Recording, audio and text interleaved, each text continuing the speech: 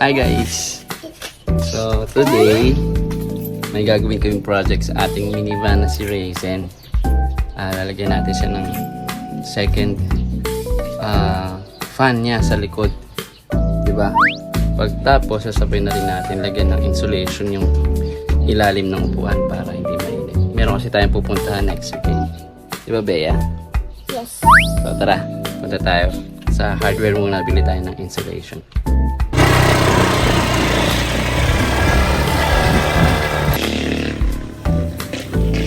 Insulation natin. So ayan. Kukunin muna natin ngayon ay yung ilalim.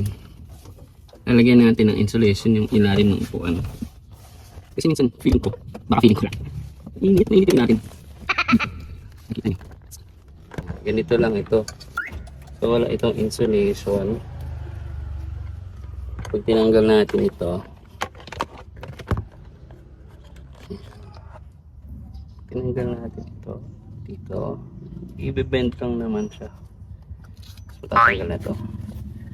Ito lang siya. Tapos ito na. So ang balak ko ay patungan siya dito sa ibabaw ng insulation para pag lumapat sa dito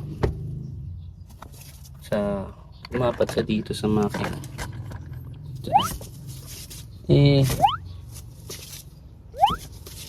maharangan yung init. So yun yung gagawin natin pati sa kabila. Kunin ko lang yung kabila. So maliit lang yung kailangan nating insulation, di ba Bea? Hi Bea. Yes. Maliit lang kailangan natin talaga. Nilakyan lang natin Look at me here. para in the in hall. case na lalagyan natin yung flooring nung harapan. Bye. Meron tayong insulation.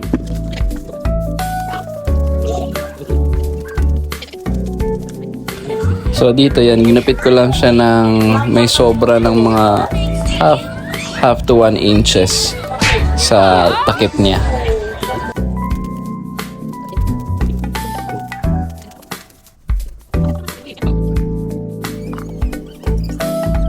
Pagkatapos nilagyan natin ng rugby. So konti na lang yung rugby natin pero okay lang naman kasi hindi naman natin kailangan idikit siya ng gusto. Kasi may clip naman doon sa ilalim.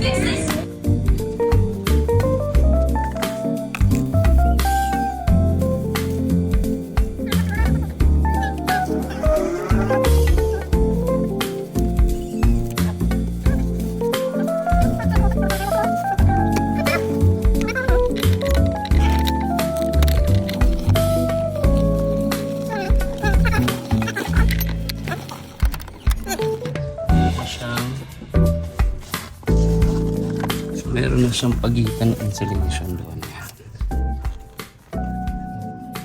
Kita niyo.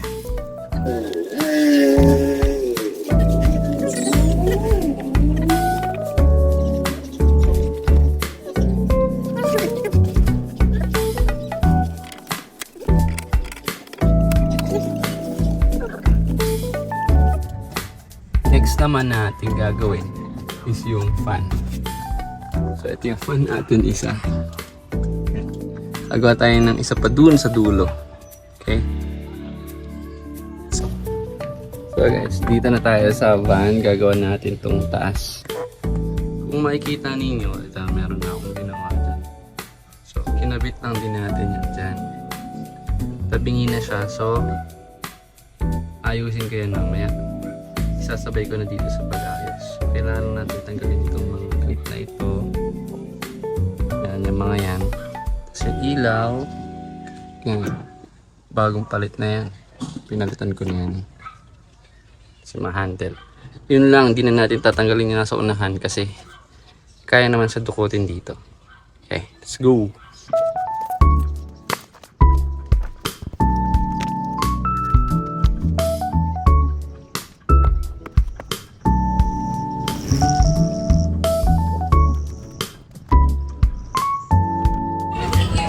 Dito pinagtatanggal ko na yung mga clip pati yung mga hawakan sa gilid.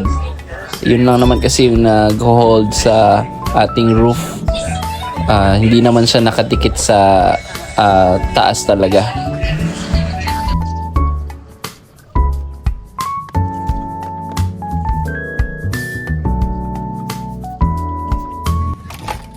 Dahil wala tayong maisip na stopper nung screw.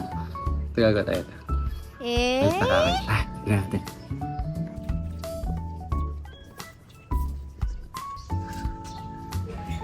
Yan yung ginawa kong pang pahigpit sa likod para hindi bumagsak.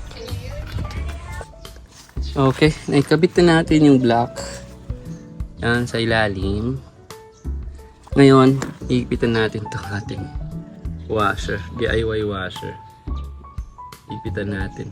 Layo eh. So nahigpitan na yung washer tapos na i-wiring ko na din dun sa isang fan. Kaya ito na yung kanyang resulta. Yan. Makikita nyo na yan sa mga susunod nating video. Yung ating mini fan.